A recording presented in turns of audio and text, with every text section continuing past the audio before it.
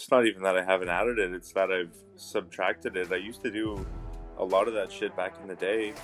Um, I don't know. I started putting in more time on the mats, and Download the AllStar app. Make your picks for UFC fights, challenge your friends, level up and win prizes. Link in description. Get it now. All right, Aaron, March 31st, you're back. You're back, man. back. Just too long, man. To me, it's been too long since your last fight. What are your thoughts on that? I agree, man. I want to stay active. I was saying last year I wanted to get 4 or even 5 fights in, and it didn't happen. So let's hope to do that this year. Yeah, definitely. Austin Vanderford, man. You go in there and you mollywop him. That's the word that I describe in that fight. And when you look at a fight like that and you look at the performance, I always look at what did you utilize from your training camp or from drilling that came out in that fight? Did anything come out, or was it just you on autopilot? I think that was just me on autopilot, man. The game plan was to throw a lot of knees and uppercuts up the middle, and I just kept hitting him with like overhand rights and right hooks. So it was not really anything we worked on, but it worked, and I knew that right hand was landing, so I kind of just stuck with it. Did you see anything in his eyes, like during the fight when you hit him, that you felt like, oh, it's gonna be over real quick? Well, I dropped him real quick, and I saw him when he stood up, and he looked like a little bit shook still. So I knew he was definitely rocked. I still didn't expect to like drop him again and finish him that quickly, but I just kept going back to that right hand, and it was there, and yeah, got a quick finish. Have you ever been like clipped in a fight to where like it kind of shut off for you for a second and then you woke back up and you were just in much danger? Because that's what happened to him. The only time I've ever been dropped in sparring or in a fight was against Brendan Allen when he hit me with that knee. And I was like, I was totally conscious the whole time, and I knew what was going on, but like my body went limp. My legs kind of gave out, and then before I knew it, he was on my back choking me, so I didn't even have time to really react to anything. That's a For a normal person to hear that, that's terrifying. Yeah, I know. I think that fight gave my mom bad feelings about the sport. She was like kind of shook after that one for a while. Well, it probably solidified just bad feelings she's probably already had, right? Yeah, exactly. Yeah, because my brother, he fought for a while, and yeah, man, my mom Yeah. hated it, But they get to live and learn, right? They Yeah, get to learn to love it once you for get up the sure. ranks and build But a my great mom career. does love it. She just gets. I think she's more stressed now that the stakes are higher. Yeah. Well, it's better, you know what I mean, for you, For right? sure. The For stakes are sure. higher. That was in August, man. Like, what did you do after that? Did you have any like injuries, lingering injuries from the camp that you had to take care of, or was it just back to training for you? It was pretty much right back to training. I did have a little injury in the gym, like towards the end of last year. I separated my shoulder, so I was out for a little bit. But I don't really take time out of the gym. Like even with a messed up shoulder, I'm like on the bike, watching practice, whatever. And then as soon as that was fixed up, I was right back on the mats again. So no, I haven't really taken any time off at all. How do you recover from a separated shoulder? Because when you see someone separate the shoulder, you just see them like pop it back in, and they're like, "All right, I'm ready to Hmm. go. Let's fight." Hmm. So there's shoulder dislocation, which is like when your arm is actually out of the socket, and that one can pop back in, and guys can kind of continue. Separated shoulders, the AC joint up here, um, and apparently the ligament there is like pretty useless. It doesn't even do anything, but it fucking hurts, man. Like the way it felt when it first happened, I was like, oh, my fucking career's over. Like my arm is so ruined right now. But it was just jacked up for like probably 3 weeks before I could get back into like light moving around and wrestling and stuff. And then as soon as I was back on the mats moving around, it kind of healed up pretty quickly. How was that? Thinking that your career was over, or was it just an overreaction for you? I think it's just an overreaction. I think anytime a guy gets hurt on the mats, that's like the first thought that pops in your head. You're like, I'm fucking done. This is it for me. I gotta go start applying for jobs or something.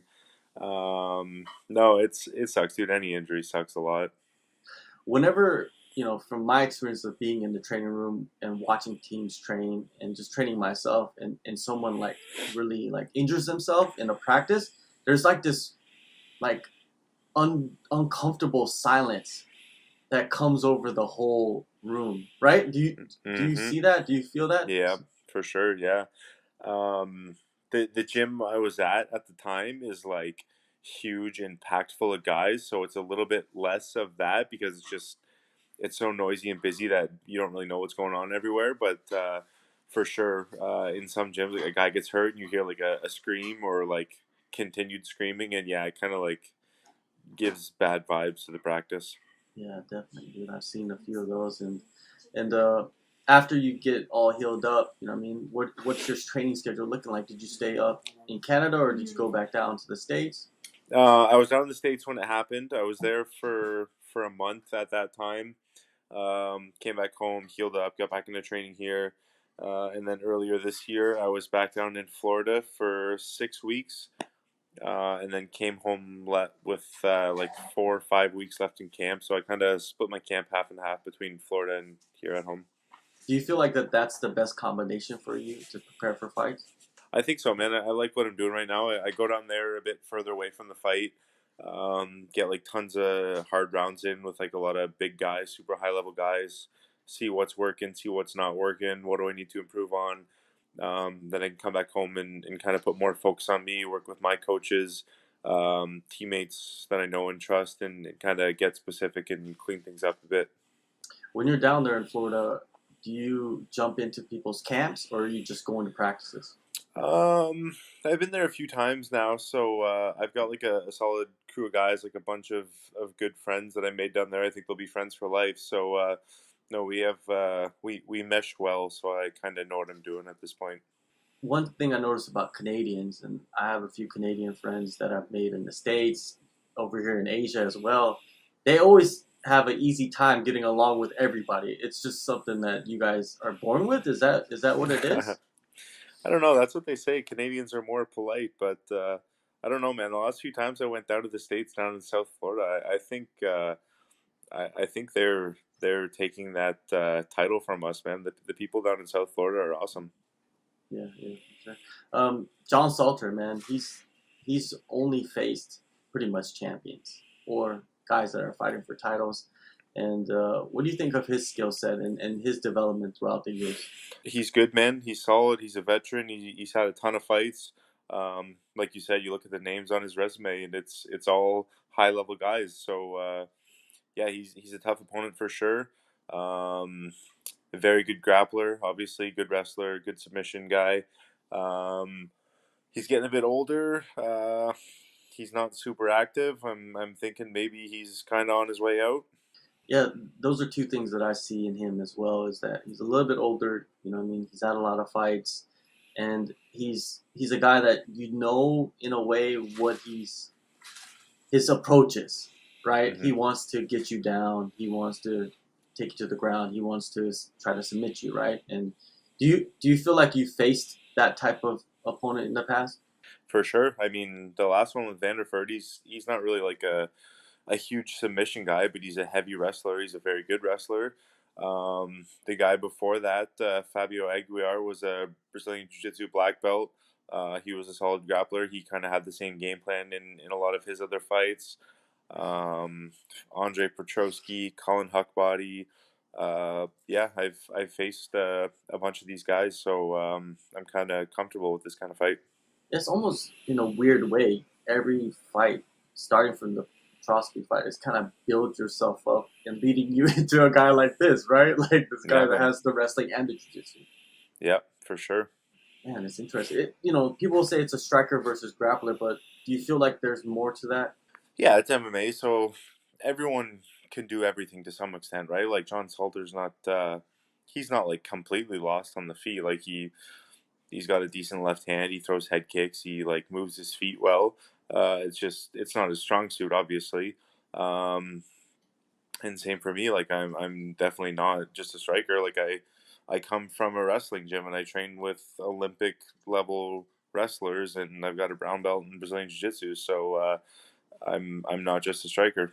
I was watching an interview that you did, and you talked about like you do pretty much no road work or strength and conditioning, and I was Hmm. shocked by that because a lot of guys when they get to like the bigger promotions, that's something that they add Hmm. to their routine.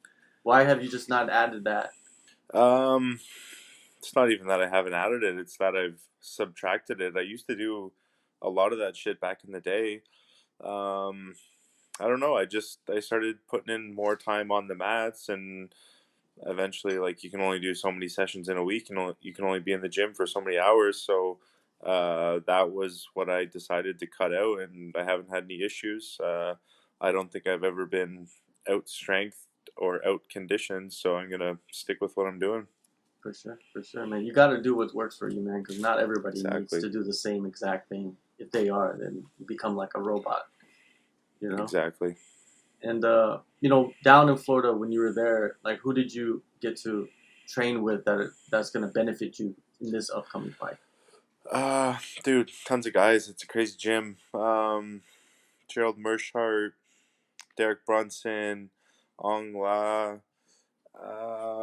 Logan Storley, Impa Kasanganai, Tuco, Brendan Allen, Delano Taylor, Jason Jackson, um, who? Gilbert Burns. Yeah, there's so many guys at that gym, man. I can't even name them all. Yeah, man, phenomenal mix of skill sets there, right there with everybody. Mm-hmm. You got wrestlers, you got jujitsu guys, you got guys Exactly. that are just all around good, you know what I mean, fighters and Exactly. stuff. And then when you get up to Niagara, like you said that you kind of put the game plan together, and who are your coaches exactly? Because I think a lot of people don't give a lot of shine to the top team up there. Yeah, we're finally starting to get some recognition. Like, I'm fighting in Bellator. We've got a girl at our gym, Jasmine Jazz the Vicious, who fights in the UFC. Mike Malott, who's in the UFC, and then we have Anthony Romero, who just won on the PFL Challenger Series. So we're finally, I think we're finally getting on the map. But the head coach here at NTT is Chris Prickett. He was an Olympic alternate wrestler, wrestled his whole life. Now he's been coaching MMA for a long time. And then we have like a sister gym, Aegis MMA. It's in Oakville here in Ontario. And the head coach there is Lyndon Whitlock, and he's my striking coach. We'll be seeing a lot more of them in the coming years, man. I noticed, Absolutely. you know, like you just mentioned, those fighters are the ones that are out there in the major promotions. I'm pretty sure you got a bunch coming up, hungry to take spots. Exactly. We sure Uh, do. nutrition, man. I know. I talked to Jasmine. You do her nutrition. Hmm. You do your nutrition most likely. Is that Hmm. something that you enjoy doing? Or is it just something that you picked up while you just was as a fighter? Um, so I went to school for medical sciences, and I always planned to do more schooling and get into something in the healthcare field. And then I started fighting, and that kind of took over. But once I started weight cutting and stuff, I kind of like obsessed over nutrition. And I did a sports nutrition certification. Then I worked in a medical nutrition clinic for like 4.5 years and started running my own little nutrition consulting business. And it kind of just like escalated over the years. Probably probably been doing it just as long as I've been fighting, if not longer. It probably saves you a bunch of money as well, right? Yeah, like not to pay someone else to design my meal plans and stuff for me. Yeah, for sure. What do you expect in this fight, man? Like you've pretty much blown yourself on the map with the last performance. I think the expectations are really high against John Salter. Mm-hmm. I think it's gonna look something like the last one. I don't know if it's gonna be that quick. I think John Salter's a tough, durable guy, but yeah, I expect it to look something like the last one, maybe just a little bit longer.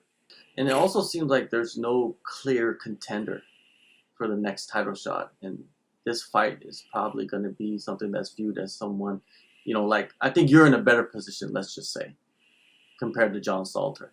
How do you Hmm. view the division right now? For sure, yeah. I think this fight, me and Salter, and then Musasi and Edwards. So those are the two fights to watch. Um, maybe winners get matched up, or maybe one of the winners goes to the title shot. But I think we're the four guys in the picture for sure. And with the last title fight with Eblen and Tokov, did you expect Eblen to be able to do that to Tokov? Because I think a lot of people expected a closer fight. Yeah, I thought it was going to be closer. I don't think Tokov fought a great fight. To be honest, I haven't watched a ton of Tokov, but I've heard he's pretty good, and I didn't think he looked great. But maybe that just shows how good Johnny Eblen is. I don't know. Is that something that you don't do really? Is watch fights? You know, I talk to fighters all the time, and they don't. Some of them they don't even watch any fights. They're just like I'm training all the time. I'm preparing for fights. I'm not watching these fights, man. Like it's just I have other things to do in my life. No, if I'm home and they're on live, I'm gonna watch them for sure. But I'm not one of the guys that like sits at home in between practice and watches fights all day. All right, man. March 31st, Bellator 293. Go in the descriptions. Download the AllStar app. Thank you, Aaron, man, so much for the time and all the best in the fight. Thank you. It's a very important one. Very, very For important one. sure. Thank you, man. Appreciate it. All right, man.